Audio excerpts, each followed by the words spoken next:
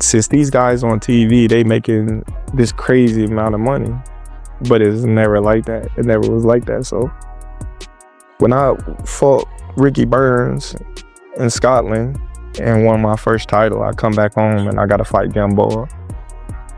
I'm thinking they're gonna pay me like $1 million. Yeah. Nah. So I'm like, what? You know, I just fought this dude. I just went over there. And You remember what the purse was? It was like 500,000 For champion? Yeah. So I was just like, okay, you know, because that's the type of person that I am. I believe in myself. I am very sorry for Terence's actions. His actions led to the WBC decide something. Terence Crawford just did what no fighter ever dared, as he has taken on the most powerful organization in boxing. And he is doing it in court, as Crawford has officially sued the WBC for a staggering $50 million, accusing them of corruption, favoritism, and financial exploitation. Mauricio, you know, got a lot to say about me not paying him $300,000 plus another $100K something for sanction fees, right? They ain't gonna tell me I ain't even apologize. Like, who the fuck you think I am? The same council that once crowned him champion, and the same one that helped build his rise to the top, is now in his crosshairs, as it all started when Crawford refused to pay sanctioning fees for his title defenses. And what began as a quiet dispute over paperwork and percentages has now exploded into a legal firestorm shaking the sport to its core. And the best part is that the whole boxing world is watching, as Errol Spence has spoken, and Dana White has weighed in, and even Oscar de la Hoya is furious, and everyone has a side. But before we dive into the lawsuit and the chaos it has unleashed, we need to rewind to the exact moment the boxing world flipped upside down. He never paid the sanction fees for that fight. His next fight was Canelo Alvarez. He fought for the WBC title as well as the other three organizations, and he won the WBC title and he became undisputed, and he did not pay the sanction fees for the fight. December 3rd, Bangkok, Thailand, at the WBC convention, the unthinkable happens as the council officially strips Terence "Bud" Crawford of his world super middleweight title. And the reasoning is that he allegedly failed to pay sanctioning fees for two of his biggest bouts, which were the mega fight against Canelo Alvarez and his matchup with Israel Madrimov. And to the WBC it was business, but to Crawford it was betrayal, and only hours later he exploded online in an 8-minute video that instantly went viral. Boy, you better slap your fucking self. Ain't paying your ass shit. Fuck you talking about pay you $300,000. What makes you so motherfucking better than any of the other sanctioned bodies, huh? Brutal, as he told the WBC that they had the green belt, which does not mean anything because the real belt is the ring belt, which is free. And he said they wanted him to pay more than the other sanctioning bodies. So he told them to take the belt because it was just a trophy anyway. And that moment was not just a rant, it was a full rebellion. Answer that question. What makes you better than the WBO, the IBF, or the WBA? Everybody accepted what I was giving them. But you, the WBC, think that you better than everybody, don't you? So since you, the WBC, and you got the fucking green belt, which don't mean fucking shit, fucking real belt is the ring belt, which is free, motherfucker. Crawford had recently taken a bold stand by dismissing one of boxing's major sanctioning bodies and labeling its championship belt meaningless. But even though supporters praised his honesty, the WBC refused to ignore the challenge. WBC President Mauricio Sulman responded swiftly to reshape the narrative. He described the matter as regrettable yet remained unwavering. Crawford chose not to follow the guidelines, so he had no option. Sulman maintained the charges Crawford avoided were small and said much of the revenue was intended for the Jose Sulman Boxers Fund, a program helping fighters. And which is unfortunate that most of that money was allotted. It was going to go to the Jose Sulaiman Boxers Fund, which helps so many fighters around the world. But it's unfortunate that he will carry on this as a money matter, which is not. Contrary to what many fans assume, the fee is not always 3% for major events. The organization adjusts the amount depending on the fight. Out of the $300,000 fee, $225,000 was allocated to the fund, while only $75,000 was used to cover staff salaries. Sulman continued defending the organization's principles, claiming that every dollar collected by the WBC is reinvested into the sport and that the priority is always the fighters. But instead of calming the debate, his explanation sparked even more suspicion. Across the boxing world, people question the spending. With large conventions, expensive banquets, and unclear financial reports, fighters began wondering where the money was truly going. And that was the moment when Crawford's longtime opponent chose to speak up. I mean, it makes sense, but I mean, I think he should have talked about it, before, because now he's talking about it when he don't need the WBC anymore. And he should have talked about it, way back when. When I said something, he should have spoke up and said something about it too. So. When Errol Spence Jr. spoke up, fans paid attention because he is Crawford's rival and one of the sharpest voices in boxing. He said it makes sense, but Crawford should have addressed it back then. Now he is speaking up at a time when he no longer needs the WBC. Spence stayed calm, yet his words carried weight. He did not defend the WBC. Instead, he reinforced Crawford's biggest point, which was transparency. He said fighters need to know where the money is going. All they see are big dinners, big conventions, and award shows, but no real accounting. They have no idea where the money is going. Even a rival could recognize the cracks appearing within the system. We definitely see, there need to be some account of where's the money going, because, we don't know. Is it going to, because all we see is like them having, big dinners at fights and, big dinners fights, and they have big, what's the things they be throwing, big annual conventions and things like that. So it should be accounting of where the money going, like Canelo's huge purse, and then you get 3% of that or whatever y'all agree on. Crawford wasn't just fighting for himself. He was revealing something deeper.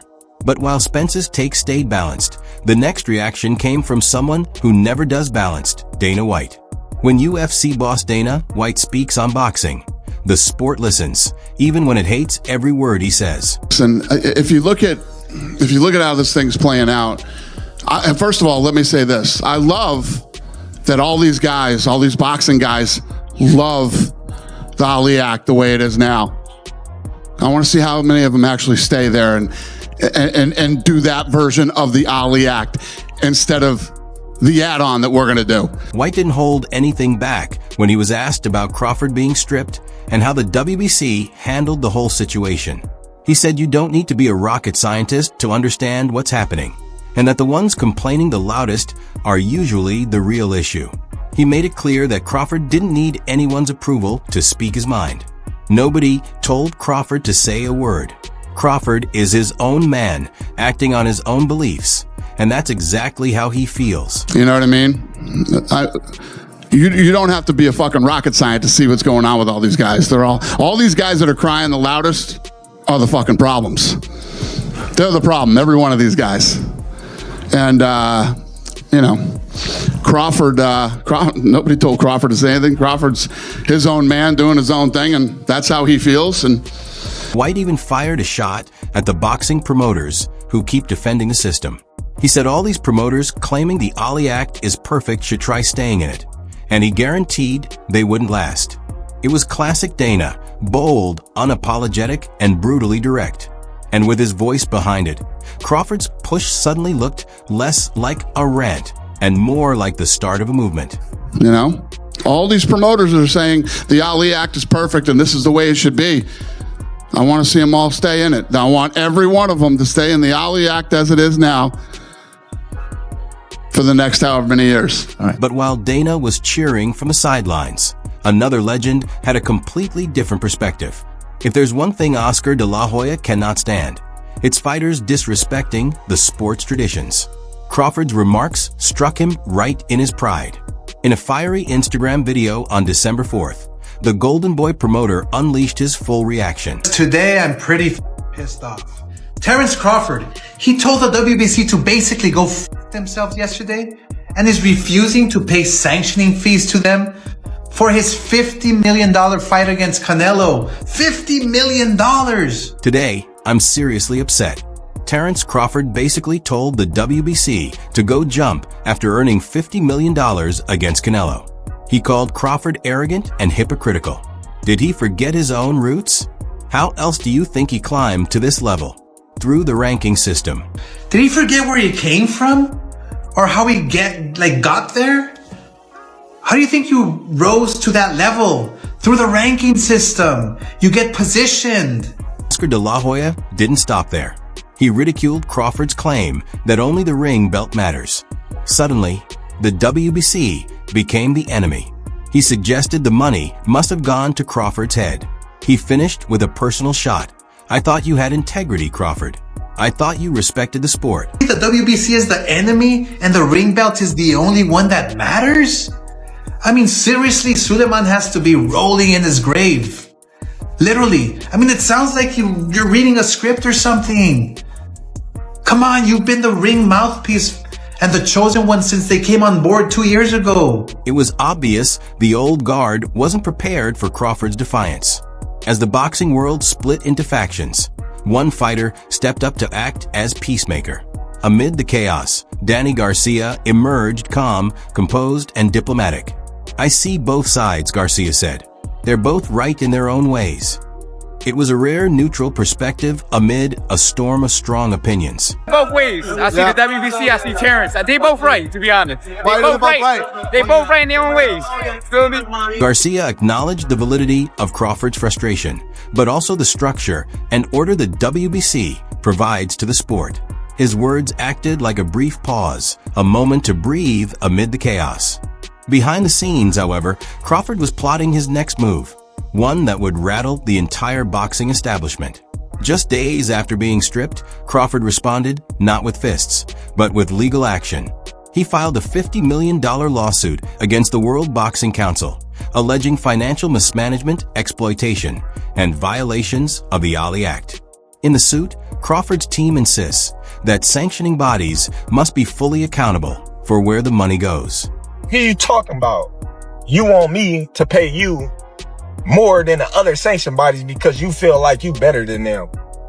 How in the world all the sanction bodies agree to the same amount, but you sit your motherfucking ass up there and say that I need to apologize to you? For context, Crawford's bout with Canelo Alvarez reportedly generated over $50 million, meaning the WBC's share could have been substantial. This case has the potential to redefine boxing economics. If Crawford prevails, sanctioning bodies worldwide might be forced to reveal their finances and justify every dollar collected from fighters. He isn't suing just for money. He's suing for change. But what if he actually wins?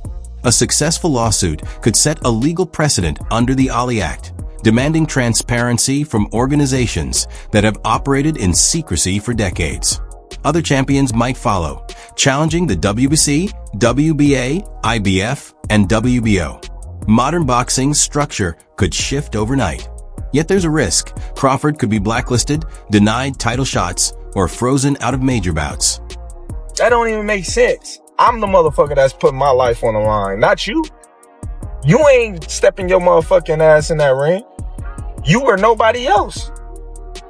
You or nobody else. The boxing world doesn't forgive rebels easily. Mauricio Suleiman, for his part, has tried to remain diplomatic. I respect Crawford. I wish him success. He's always welcome back, he said in a recent interview. But after all the words, the insults, the lawsuits, the accusations, that door may already be shutting. Crawford may have lost his belt, but in the process, he could have begun the most important fight of his career. Not inside the ring, but in the courtroom. The matter is, there are rules, there are structures, there are forms, and the WBC only reason for existence is the fighter, the boxer. He's taking on an empire that controls the very foundation of the sport. So what do you think? Is Terence Crawford right to challenge the WBC, exposing a system that exploits fighters? Or has he just burned the last bridge in boxing? Share your thoughts in the comments. Because no matter what happens next, one thing is certain. This fight is far from over. For the latest updates on boxing news, moments, events, and actions, subscribe to Fight Masters and turn on notifications so you never miss quality content. Also, check out our other videos.